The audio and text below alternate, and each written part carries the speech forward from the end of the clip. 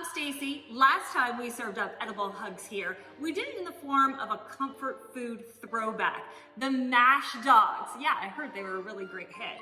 This time I'm gonna get a little bit more aspirational, something to help fix your Asian food cravings, and something that doesn't really require a lot of shopping. So low on the ingredient list, which is always a big hit for me. This is gonna be a mushroom kimchi fried rice. What's awesome, vegan, vegetarians can eat this dish, and meat lovers never miss the beat. And this one, you can control the heat because kimchi always comes with a little spice. So you're gonna control whether you wanna bring on the heat or make it a little bit easier for those whips. Here's what you're gonna need. So first of all, the star, bokchoy. This is baby bokchoy, and you need about 12 ounces of that. Then you usually have fresh ginger. I couldn't find any at the store, so I'm gonna use a ginger paste, about two ounces of fresh grated ginger or 2 tablespoons of paste. Also, you could use carrot, 1 carrot chopped up, but I wanted to get a little purple for fall, so I went ahead and picked up some red cabbage. Then here's the part for vegans. You can do this with vegan mayonnaise or regular mayonnaise, totally, whatever is your jam. You're gonna need a couple scallions. We're gonna chop those up finely. Here are our cremini mushrooms, about 16 ounces of that, or as other people call them, baby bella mushrooms. Here's your sriracha for the heat. There we go.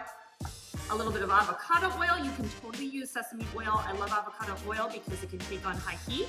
And the key to crispy fried rice, drum roll please, is leftover rice. Yeah, I'm using brown rice for this recipe. The thing of it is, day-old or 2-day-old rice is going to crisp up better because if you use freshly made rice that's moist and warm, all it's gonna do is stick to your pan, and nobody's gonna be happy about that. So let's get started by prepping our produce. Oh my gosh, before we can cut up the produce, I forgot about 2 huge ingredients. Not an ounce, but in flavor. I'm talking garlic, 2 cloves of that. I'm gonna go ahead and grate that up. What is kimchi? Kimchi is basically spicy fermented cabbage.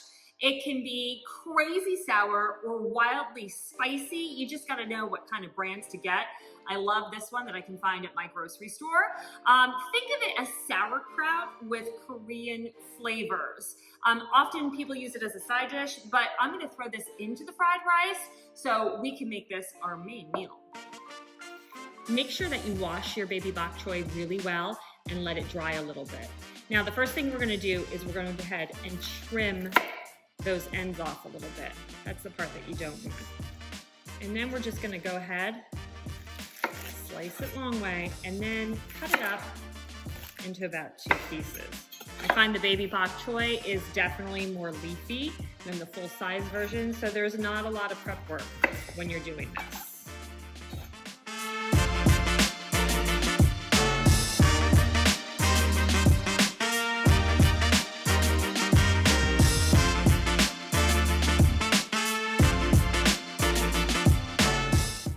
Ooh, look at that. Yeah, I didn't wash this one really well. See the dirt that could get in there? So just be careful of that. All right, now that our bok choy is nice and chopped in about 2-inch pieces, we're gonna go ahead and we're gonna thinly slice our scallion. All right, so first thing, you wanna make sure you take off that rooted end. You don't need that. I always like to start at the white ends. Just give it a really nice trim.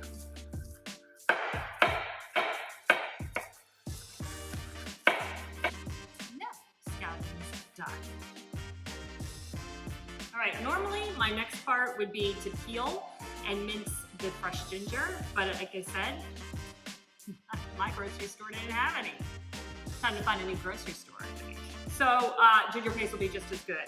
Again, I usually equate like 1 ounce of fresh ginger is like 1 tablespoon.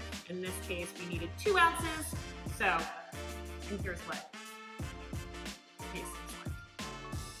So, hopefully you guys have some of. All right, after that, you can trim and cut up and slice your carrot, or in this case, because I wanted to use red cabbage, I just went ahead and did a store-bought swap. Again, lucky enough to find already shredded red cabbage, so I'm gonna throw this in for some really beautiful color. We need about, I think usually with this recipe, I do about 8 ounces, 1 cup worth. This is a jar that's 16. So I'm gonna take about half of this jar. And first, these look like big pieces, so I'm definitely gonna wanna chop this up. Yeah. Ooh, you can smell a little bit of the kick. Again, this is a great brand that I prefer because it is not too sour. Just go over it each way, one time. And there we go.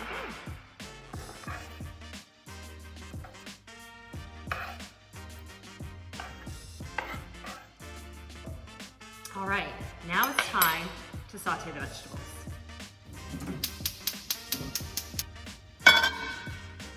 So in a large skillet, what you're gonna do is take about a tablespoon of your oil.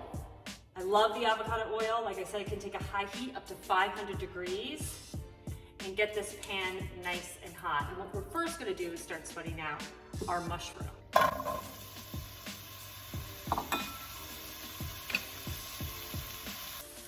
Over a medium-high heat, this will take about 5 to 7 minutes to get these mushrooms nice and golden brown.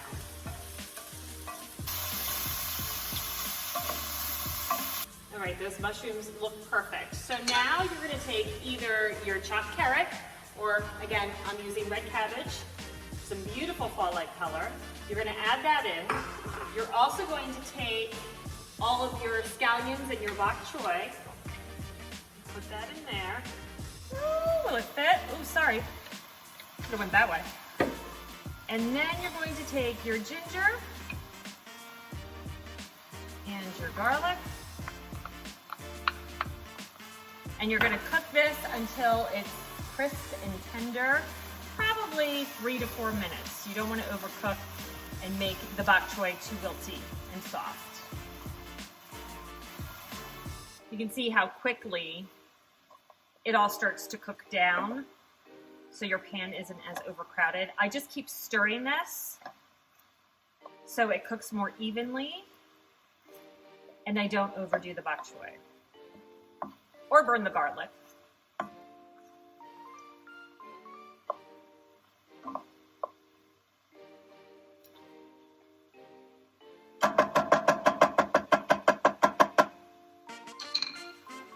Good. So I'm going to turn off the heat for a moment, and we're going to get these vegetables into a bowl, because next we're going to make the fried rice.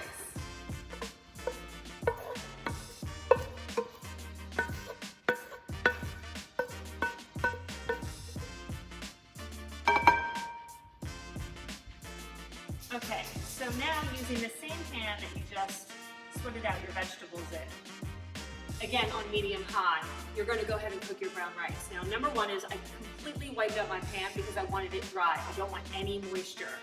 We're going to take our leftover, day or two old brown rice. You can use white if you want, but I like brown. And what I'm going to do to help get it crisp is first I'm going to add a little bit of oil. Again, sesame, avocado, it could be canola oil, to the rice. I'm going to stir that up, and also a little bit to my pan, about maybe a tablespoon to the pan, and then to the rice itself. I'm going to go ahead and give this a stir. And I want the cooked rice to get oil all around it, because once we get this into the pan, we've got to leave it alone. These are tips that I've just acquired over the years, because I've often, one too many times, attempted to make fried rice, and it always was soft, and it was always just held on to a lot of moisture. It was squishy. So just a little bit more oil. Like that. Okay, you can tell my pan is nice and hot.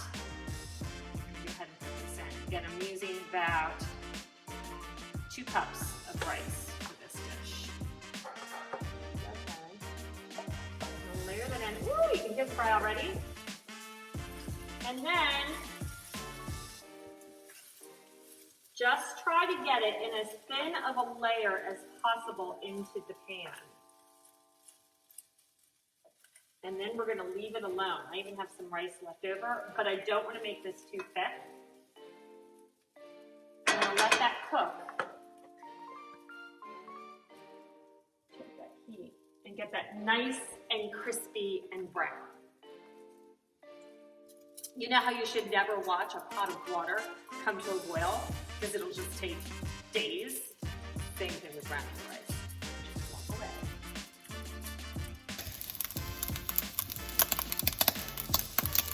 What you're gonna notice is it sounds like you're microwaving popcorn.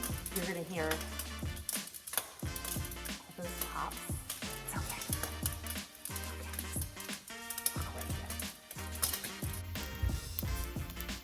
Okay, it's been about 5 or 6 minutes. I got to check my email, my Instagram, my TikTok, all that fun stuff. So now we've got to combine the vegetables and the kimchi. So to our crisp rice, the bokchoy goes in, and then you're going to take the kimchi, and you want to go ahead and give this a stir,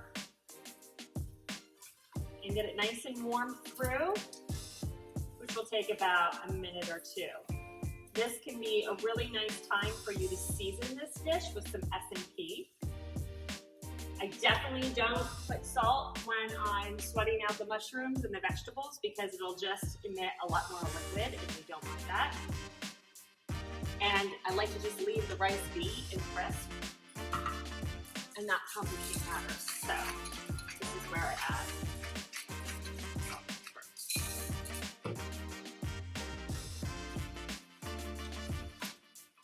Ooh, let me feel that crisp on the bottom. You know, it took me forever to realize that it's the leftover rice. It's the dry, already cooked rice, not freshly made, that makes a great fried rice dish.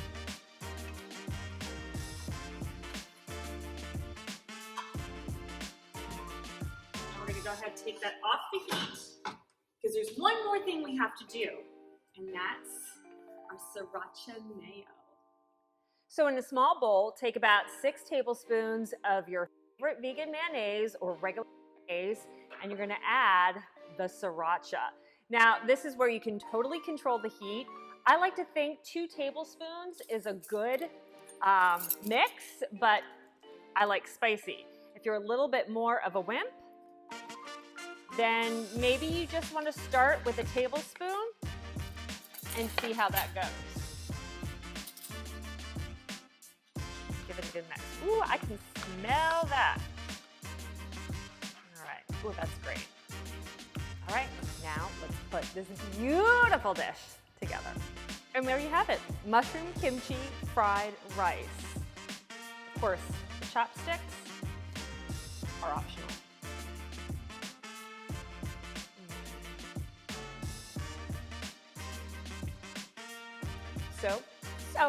So good.